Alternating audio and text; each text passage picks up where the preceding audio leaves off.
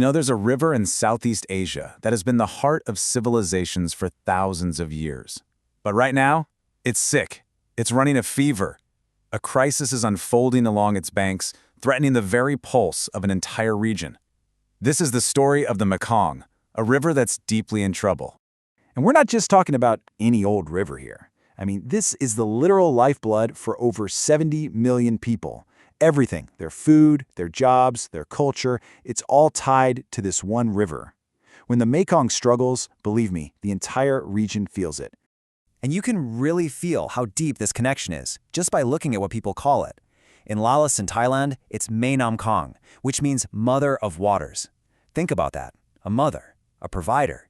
And then down in Vietnam, where the river splits into all these branches, they call it Kieu Long, the river of 9 dragons. These aren't just names on a map, right? They show this incredible spiritual bond. So, here's what we're going to do. First, we'll look at the river in its natural state, the mother of waters. Then we'll get into how it's being dammed, what that means for the people who live there, the politics of it all, and finally what the future might hold. All right, so first up, the mother of waters. To really get what's at stake here, you have to understand the river's natural rhythm. It's like a heartbeat that's kept this whole region alive for centuries. The sheer scale of this thing is just mind-boggling. It starts way up on the Tibetan Plateau and snakes its way for almost 5,000 kilometers through 6 different countries. It's this massive artery of life.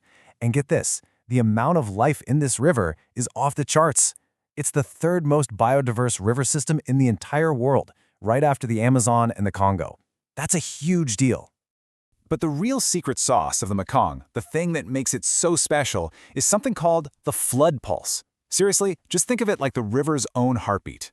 This seasonal rhythm of flooding and then pulling back, that's the engine that powers everything.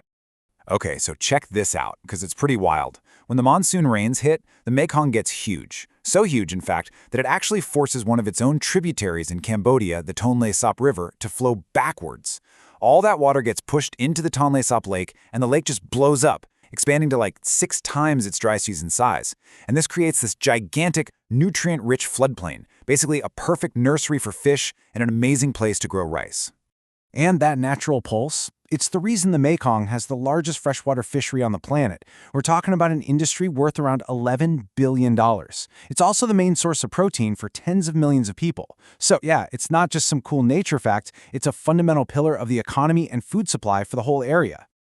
But that heartbeat, it's getting weaker. The pulse is fading.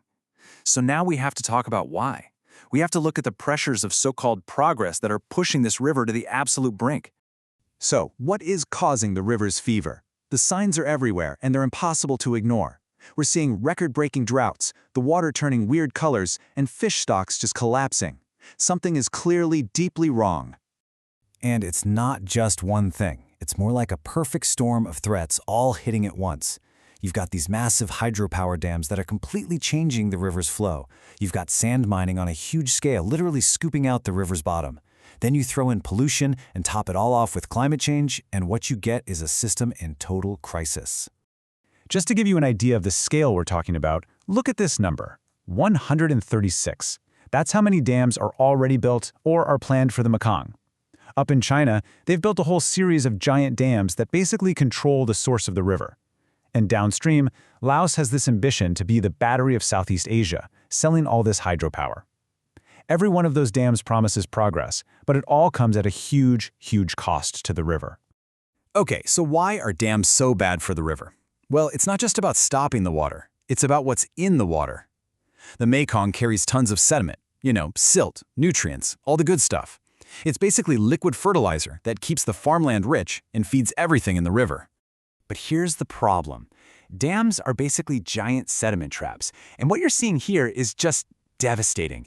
Naturally, all that good stuff, 100% of it, flows all the way down to the delta. But once all these dams are built, scientists estimate that only 3% of it will get through. 3%! The river is literally being starved of what it needs to survive. And this isn't just some abstract science problem. It sets off this terrible domino effect. No new sediment means the Mekong Delta, one of the biggest rice-growing regions on Earth, starts to erode and actually sink. Salt water creeps in from the ocean, killing the crops. The whole food web just collapses from the bottom up. And guess who's at the top of that food web? People. Which brings us to what's really at the heart of this story, the human cost. I mean, what happens when the mother of waters stops being a mother? This quote from a fisherman in Thailand, a man named Yang, it just says it all. His family has fished this river for generations, and now he can be out there for hours with a huge net and catch just a handful of fish. And his story isn't unique. It's happening in village after village. The fish are just gone. It's a crisis that's hitting people from every angle.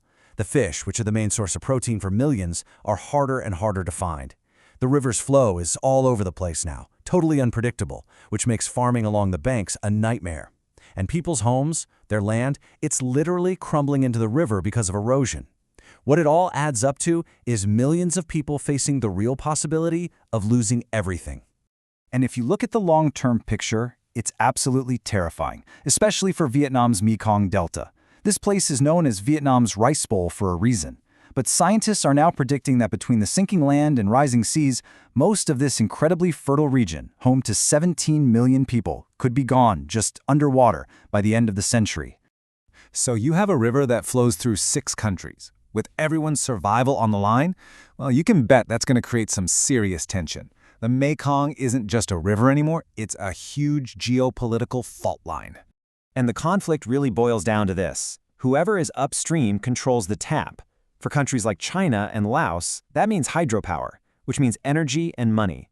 But for countries downstream, like Cambodia and Vietnam, it's a total disaster.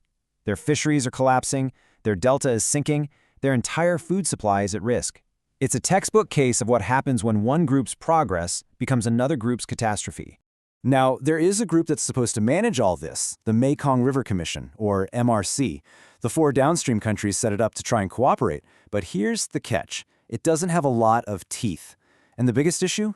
The 2 countries at the very top of the river, China and Myanmar, aren't even full members. They're just dialogue partners, which is a nice way of saying they'll show up and talk, but they don't have to follow any of the rules.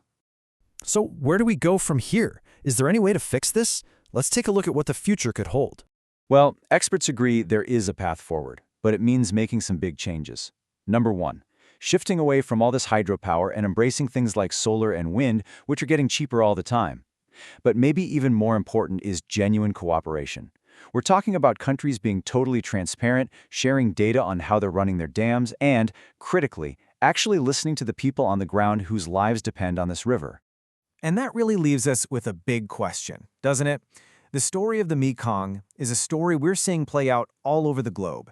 It's this fundamental clash between our drive for progress and the need to protect the very systems that keep us alive. So, can they flow together, progress and preservation? The fate of a river and the future of 70 million people really hangs on that answer.